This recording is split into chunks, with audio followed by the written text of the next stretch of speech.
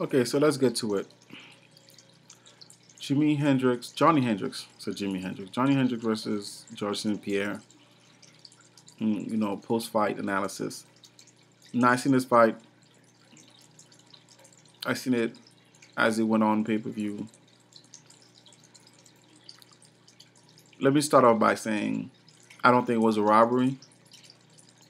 I felt George St-Pierre won, but for many more reasons than just the fact that I am a George St-Pierre fan, but I'm also a Johnny Hendricks fan.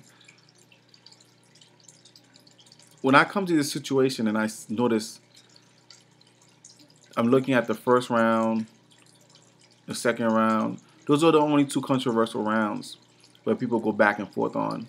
If you check analysis on people who judge the fight, experts, most of them gave first round to George St-Pierre. And they don't give no other round to George St-Pierre.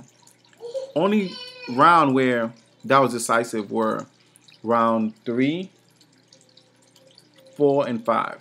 3 goes to George St-Pierre clearly. 4 goes to Hendrick clearly.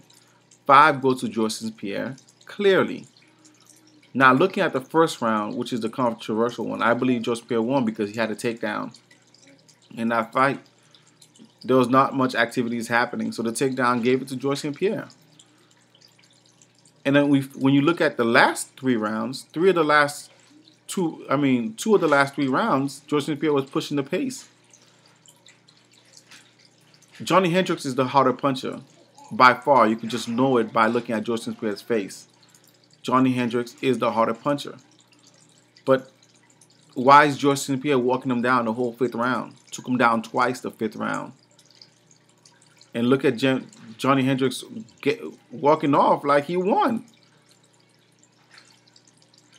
So basically, I thought George St-Pierre won. Only people that, and another side note to this is the testing.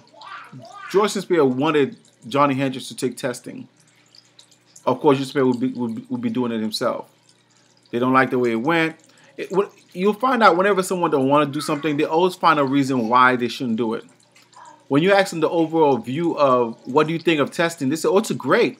It's good for the sport. I don't want nobody cheating. Are you going to do it? Well, it depends.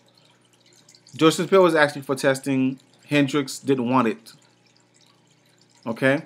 And if you look at the end, and the only person that doesn't think Hendricks should take testing are Hendricks fans. Point blank, period. Everyone agrees testing is good, so why not just do it? Furthermore, and we know UFC, so let's not even go there. We know when it comes to UFC and steroids, we're not even gonna go there.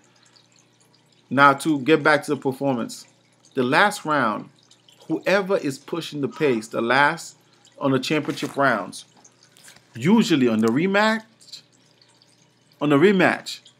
they're the one that's going to be dominating.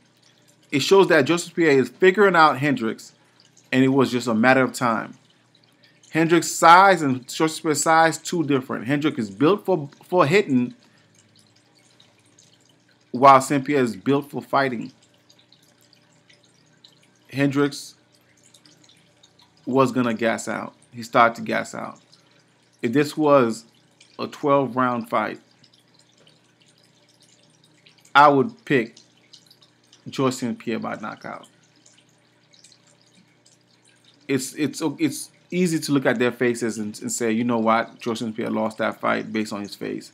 But George St-Pierre bruised easily. If you saw him with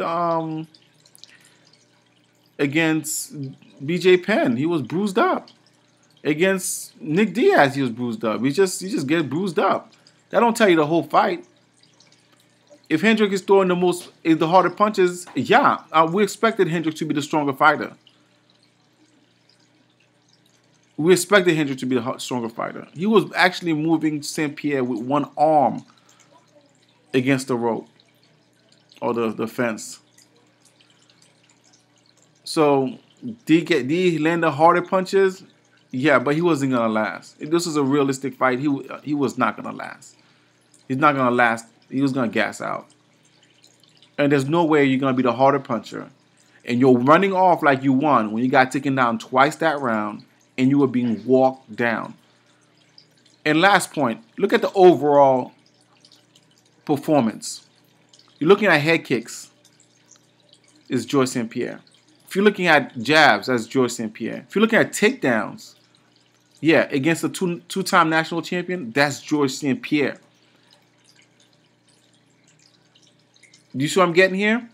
So when it comes to Jimi Hendrix, one of the takedown where he bruised St-Pierre the most was not even a real takedown. George St-Pierre slipped, tripped on his own foot, and he got on top of him. Had that not been the case, there would be all those bruises wouldn't be as bad as it looked. So, bottom line, I think George St-Pierre won round 1, 3, and 5, and I got it for St-Pierre. Peace.